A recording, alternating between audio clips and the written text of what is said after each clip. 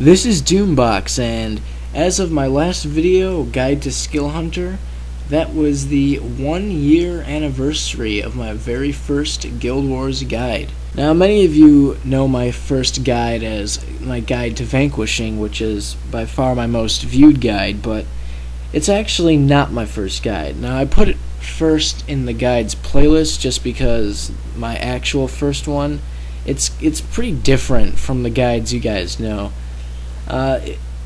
It was like my third Guild Wars video altogether when I was pretty much new to the whole video making thing. So this is going to be sort of the 1 year special type thing. So I'm going to go ahead and replay that video. It was the guide to starting a 330 writ, to be honest. I don't even know if 330 writ even works anymore. I haven't done it since that video.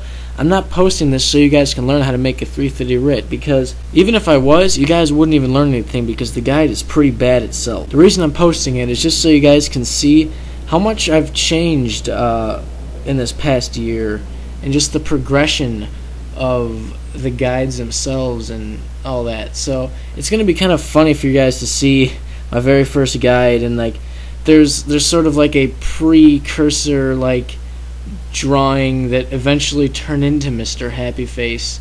Yeah, it's kind of funny to see just all the stuff that eventually turned into what it is today.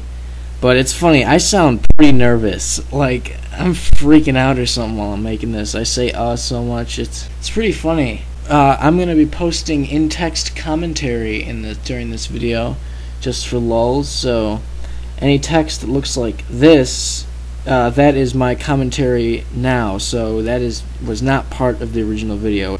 You guys can go ahead and enjoy the show, and don't laugh at me too much. This is Doombox, and I'm going to show you how to start a 330 writ. First thing you need is a set of noob armor from Xingzhe Monastery, or if for some strange reason you saved your starter armor, then you could use that. It works better, but I don't know why anyone would do that anyways, but just in case. Also, you need the restoration header app, and put a superior restoration rune on that, and also a superior spawning rune on like the gloves or the boots. That'll make your health go down to 330, which is what you want. And then the rest radiant insignias, and then put runes of attunement on the other pieces just for some extra energy. And for weapons, I use a 20% longer enchantment sword with a +5 energy inscription. And I just use the restoration focus from the End of Eye of the North. That works really good, but it's just one that gives you energy and just some extra skill recharge and stuff, but just don't use one that gives you health because that ruins the whole point. Okay, the skills you need are, for your elite, is Vengeful Woods Kahani, and then Vengeful Weapon, Spirit Bond, Protective Spirit, Reversal of Damage, which is actually optional. You can replace that with a skill that can help you depending on what you're farming. Like if it's something that's far away, you can replace with like a running skill, or like or hex removal, condition removal, something like that. But if there's no other use for an extra skill, just put in Reversal of Damage. Retribution, Essence Bond, and Balthazar's Spirit. Now, most of those skills you can get from the early areas in the game, like skill trainers and noob towns and like easy quests. Alright, here are your attributes, including the runes and headpiece.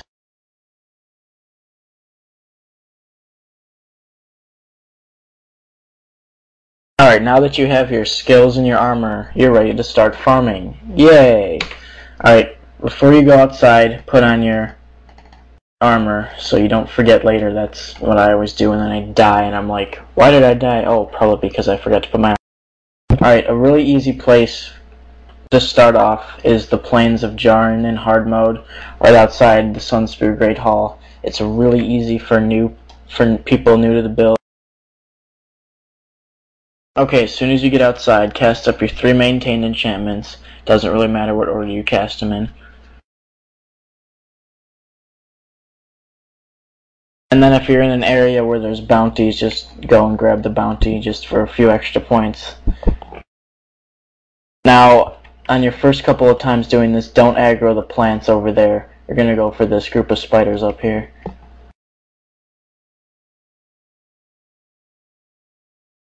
Now on your first few times trying out this build, don't go and aggro the whole mob, because you need to learn it a little bit more first.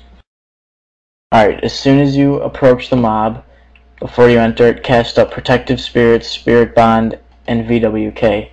Then run up and get like the first half of the mob.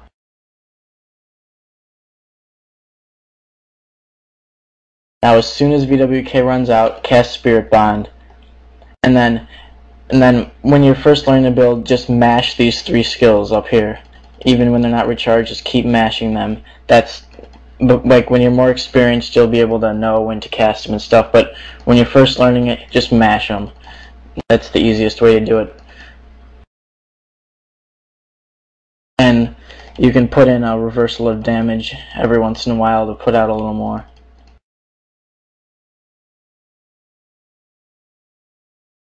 Now you need to make sure Spirit Bond doesn't run out. That's the most important thing.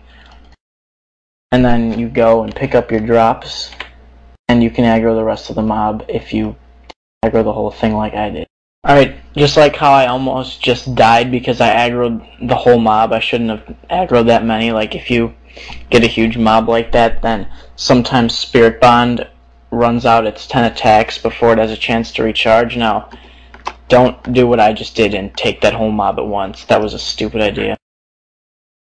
Alright, some other good areas to farm for when you're first learning to build is the Varanner, the first city. Right here there's 3 bosses. You can get elite tomes and stuff. The place right outside of Senji's Corner where there's all those vermins where everyone used to farm. That's a pretty easy place. Right outside of the Kurzik Unwaking Waters, there's a Rit boss and a warrior boss right outside the door. Really easy to farm, get tomes and greens. This place right up here in the Boreas Seabed, where there's, when you have the quest, the High Echelon job active, there's tons of Luxon assassins that you can farm. Really easy also. Also in the Norheart domains, there's a cave with a bunch of stone wolves and a boss. That's also really easy. Alright, once you get the hang of this build, you'll be able to farm a ton of areas across the game. There's like a huge 80-page essay of places to farm on the PVX wiki and on Guru. I'll post a link to that in the description.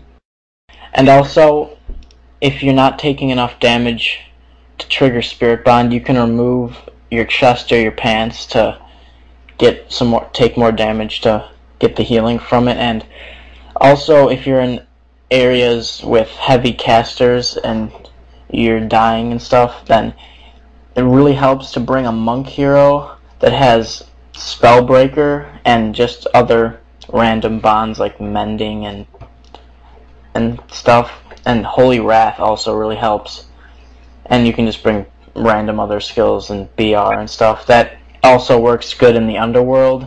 If you don't know how to trap the Ataxes behind the spirit guy, it can save you from the dying nightmares. Yeah, and the thing I really like about this build is, unlike other farming builds, it's not meant for one specific area. You can farm all over the game, and it allows for like crop rotation when you're farming, so you don't have to farm the same old boring area.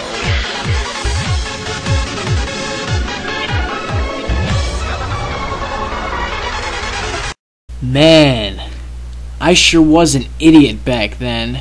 Seems like I was a totally different person. I had no idea what I was talking about, and I almost failed in the farm run. You need to get the focus at the end of Eye of the North. Have skill recharge. Well, it's kind of understandable. It was my first time ever recording myself. That's pretty awkward, but I sort of got used to it.